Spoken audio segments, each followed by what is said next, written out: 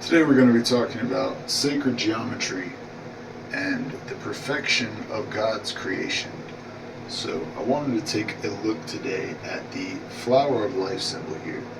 Now I have a stencil drawing which I will also add an extra picture there on the side so you guys can look at it more closely, that I drew back in 12th grade when I was first studying the Flower of Life books, the ancient secret of Flower of Life books from Drunvalo Melchizedek. You can check those out if you want to learn more information on that. He's one of the best informations on the origins of these images, and not just the all the stuff you'll find on the internet, kind of recirculated stuff. And I've been seeing different stuff that people change this type of information all the time. So definitely check those out. He's got his new book coming out in a few months as well, so that's going to be very interesting to get into more of this and keep the information growing. But so I drew this picture back in 12th grade, and essentially what we're showing here is the Merkaba here in the center, which is the Anahata. And remember, the Merkaba in Hebrew means chariot of God or throne of God, the chariot to ascend to God, and that is the Merkaba, or these two intersecting triangles, one's pointing upwards, one's pointing downwards. Now that is the Star of David also, and it's also in the Hindu and yogic tradition. You'll find these two triangles together in many of the different yantras, even how this cool little wall art that we have here, that I have here, is you can call that a yantra. It has multiple layers to it of multiple different sacred geometries. Today I want to focus on the perfection of the Flower of Life, because this isn't necessarily a sacred geometry or Flower of Life, but you can see how the flower is what connects all this. It's just not as phi or asymmetrical as the original design of creation, which is known as the Flower of Life, and this can fractal into multiple dimensions. You have the top view, which gives you the original 6 motions of creation, creating the 7, and then you have the alternate form, which is rotating the circles to get the Merkaba. Again, all that information is the book. I don't want to, again, take information from the book, so check out those books. They will help you so much on your spiritual path and awakening journey. This is what really started the catalyst.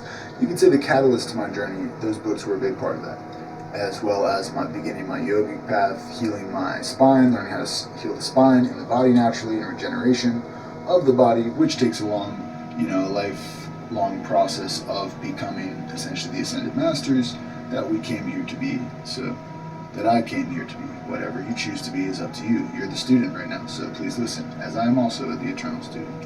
And as we get into these geometries, you'll start to see that, again, this Merkaba is found in everything. And you'll find these symbols all over the place. Like, this isn't just limited to spirituality. Nowadays, everything can come out of these images. Basically, the whole point, or it's not even a theory, it's an exact, you could say, way to look at it, of science, reasoning.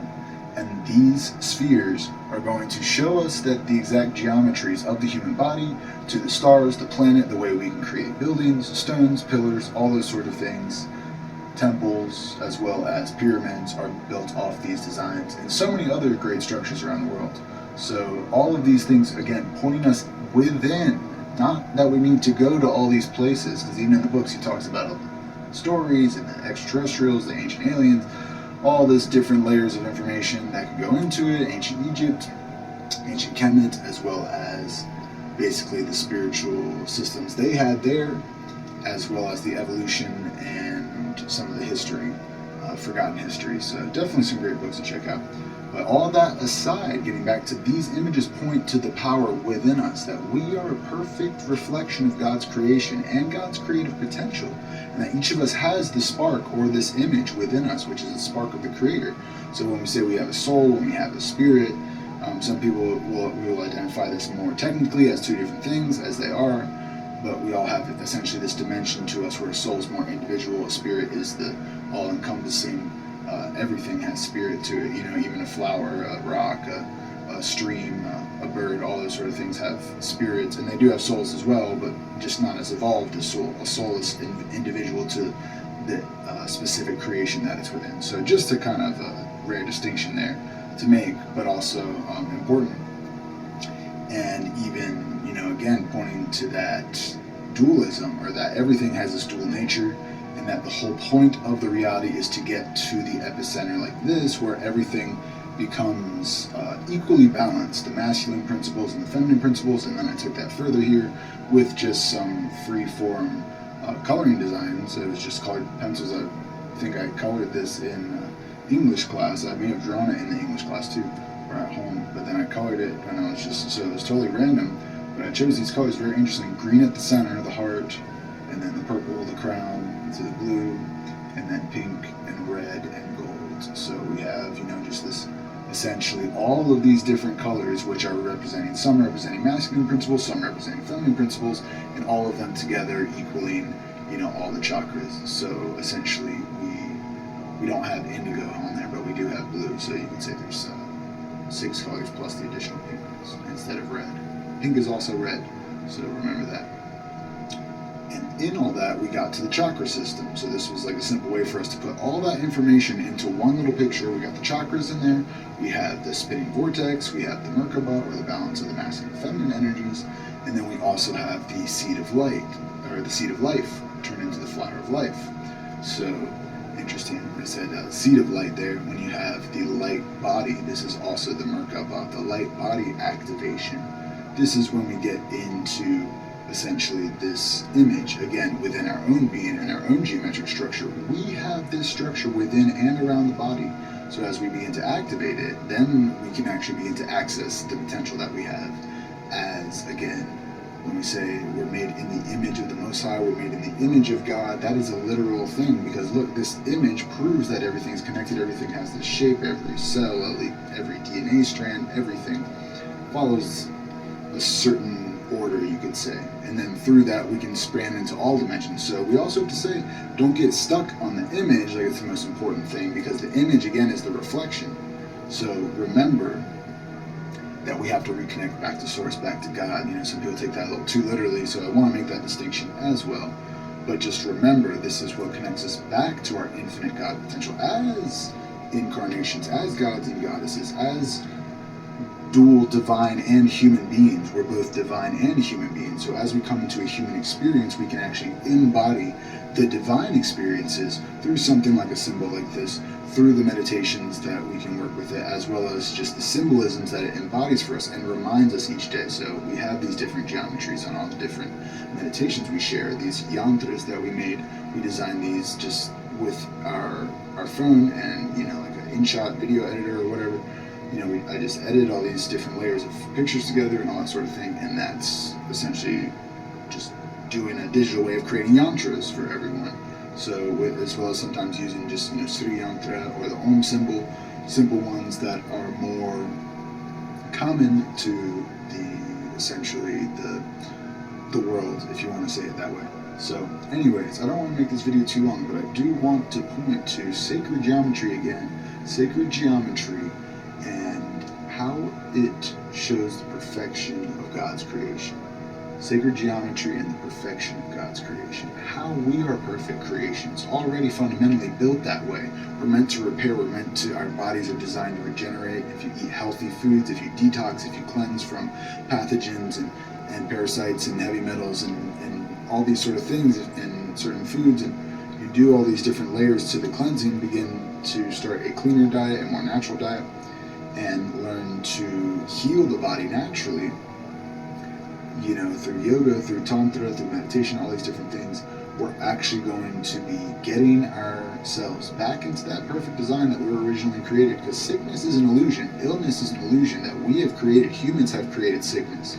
We've created conditions in that sickness can manifest in these conditions. Sterile conditions, unsanitary conditions, unconscious conditions, essentially, from the health and the spiritual perspective.